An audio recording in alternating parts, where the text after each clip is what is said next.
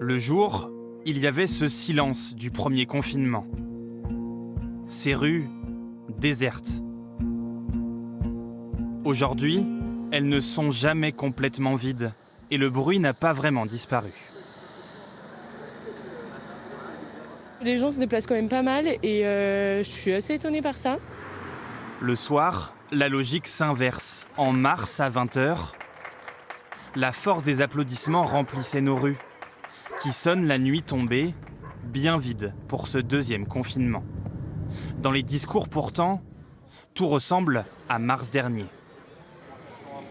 J'ai décidé qu'il fallait retrouver, à partir de vendredi, le confinement qui a stoppé le virus.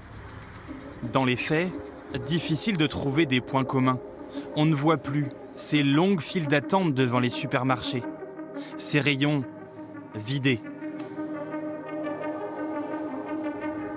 Celui des pâtes semble aujourd'hui bien rempli. Faut faire au jour le jour, puis c'est tout, hein. Pas prendre plus qu'il n'en faut.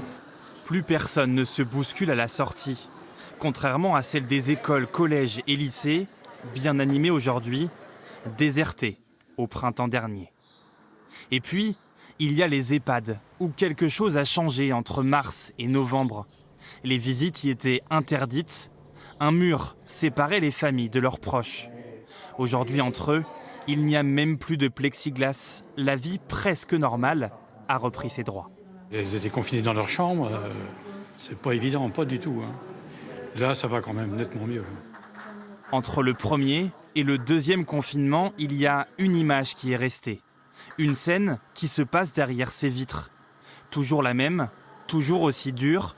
Ces patients en réanimation, toujours plus nombreux dans nos hôpitaux.